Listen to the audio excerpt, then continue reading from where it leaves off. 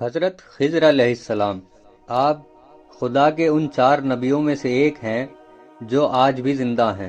हज़रत ख़िज़र जनाब ज़ुल्करनैन के खालाजाद भाई हैं और उनके वज़ीर भी रहे।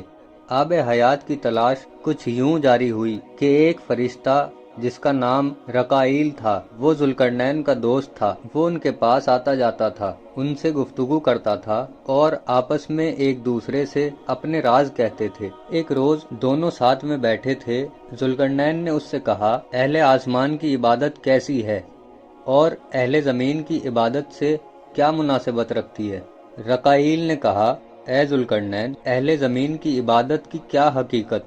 आसमानों में एक कदम की जगह नहीं है जहाँ फरिश्ता ना हो जो खड़ा है और कभी नहीं बैठता, या कोई फरिश्ता रुकू में है और कभी सजदे में नहीं जाता, या सजदे में है जो हरगिज सर नहीं उठाता। ये सुनकर ज़ुल्करनैन बहुत रोए और कहा, ए रकाईल, मैं चाहता हूँ कि दुनिया में इस कदर जिंदा रहूँ कि अपने परवरदिगार की इबादत इंतहा तक पहुँचा दूँ और उसकी इबादत का जो हक है बजा लाऊं। रकाईल ने कहा, ए ज़ुल्करनैन, ज़मीन में खुदा का एक चश्मा है जिसको ऐनुल हयात कहते हैं, और खुदा ने अपने ऊपर लाजिम करार दिया है कि जो शख्स उस चश्मे का पानी पिएगा हरगिज उसके लिए मौत न भेजेगा जब तक वो खुद उससे मौत का सवाल न करे, या जब तक सूर न फूंका जाए। अगर उस चश्मे तक तुम पहुंच जाओ और उसका पानी पी लो तो जिस कदर चाहो जिंदा रह सकते हो। ज़ुल्करनैन ने पूछा, वो चश्मा कहाँ है? रकाईल ने कहा, मैं नहीं जानता, लेकिन आसमान में सुना है कि खुदा ने एक जुल्मत पैदा की है जिसको इंसो जिन में से किसी ने तय नहीं की। पूछा, वो जुल्मत कहाँ है? फरिश्ते ने कहा, मैं नहीं जानता, और आसमान पर चला गया। ज़ुल्करनैन बहुत गमगीन और महज़ून हुए, इसलिए कि रकाईल ने चश्मे और जुल्मत की खबर तो दे दी, लेकिन उस इल्म से आगाह न किया जिसके ज़रिए वो चश्मा ढूंढ सके।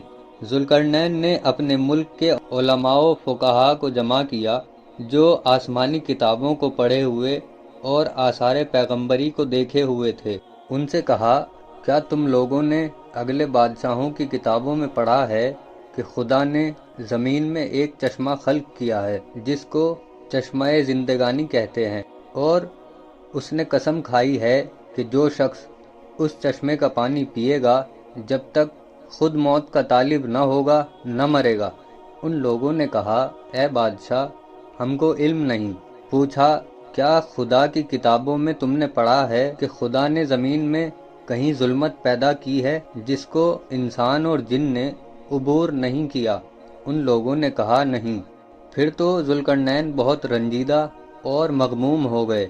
उन उलमा के दरमियान पैगंबरों के वसीयों में से किसी का एक फर्जंद भी मौजूद था।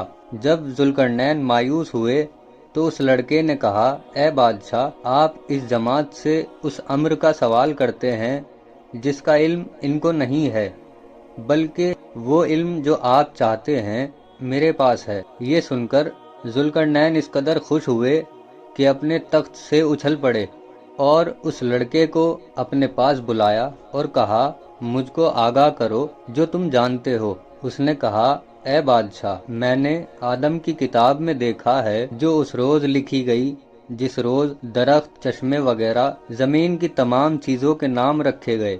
उसमें लिखा है, एक चश्मा है जिसे ऐनुल हयात कहते हैं, जिसका ताल्लुक खुदा के हतमी इरादे से है। वो ये कि जो शख्स उसका पानी पिएगा उस वक्त तक न मरेगा जब तक खुदा से मौत का तालिब न हो, और वो चश्मा तारीकी में है जिसमें इंसो जिन में से कोई नहीं गया है। ज़ुल्करनैन ये सुनकर बहुत मसरूर हुए और कहा, साहबजादे, ज़रा और करीब आओ, क्या तुम जानते हो वो जुल्मत कहाँ है? उसने कहा, आदम की एक किताब में मैंने देखा है कि वो चश्मा मशरिक की जानिब है। ये सुनकर ज़ुल्करनैन बहुत खुश हुए और अपनी सल्तनत के लोगों के पास हुक्म भेजा, फ़ुक़हा और उलमा को तलब किया। यहाँ तक कि 1000 फ़ुक़हा और आलिम जमा हुए। ज़ुल्करनैन काफ़ी सामान व असबाब के साथ सबको लेकर चलने पर आमादा हुए। اور جہاں سے آفتاب طلوع ہوتا ہے اس طرف روانہ ہوئے، دریاؤں کو طے کرتے ہوئے، شہروں اور پہاڑوں سے گزرتے ہوئے اور بیابانوں کو قطع کرتے ہوئے 12 سال تک مراحل و منازل طے کرتے ہوئے اس مقام تک پہنچے جہاں آب حیات کا چشمہ جاری تھا۔ اس جگہ 360 چشمے تھے۔ خضر اس لشکر کے سردار اور ہر فرد سے اول تھے۔ ان کو ذوالقرنین نے اپنے تمام اصحاب میں سے انتخاب کیا تھا اور بہت دوست رکھتے تھے۔ ان کو اپنے تمام اصحاب کے ایک گروہ کے ساتھ طلب کیا اور ہر ایک کو نمک آلود خشک مچھلی دی اور کہا ان چشموں میں جاؤ اور ہر ایک اپنی مچھلی کو ایک چشمے میں دھوئے، کوئی دوسرا اس کے چشمے میں نہ دھوئے۔ یہ سن کر سب الگ الگ ہوئے، ہر ایک نے اپنی مچھلی کو ان چشموں میں سے ایک چشمے میں دھویا۔ خضر بھی ایک چشمے پر پہنچے، جب اپنی مچھلی کو اس پانی میں ڈالا وہ زندہ ہو کر پانی میں چلی گئی۔ جب خضر نے اس حال کو مشاہدہ کیا، اپنے کپڑے پانی میں دھوئے اور غسل کیا، پھر وہ پانی پیا اور چاہا کہ اس مچھلی کو پکڑیں لیکن پکڑ نہ سکے۔ پھر اپنے اصحاب کے ساتھ ذوالقرنین کے پاس آئے۔ ذوالقرنین نے حکم دیا کہ سب کی مچھلیاں واپس لے لی جائیں۔ غرض سب کی مچھلیاں جمع کی تو خضر کی مچھلی کم تھی۔ ان کو طلب کیا اور مچھلی کا حال دریافت کیا۔ انہوں نے کہا مچھلی پانی میں زندہ ہو کر میرے ہاتھ سے نکل گئی۔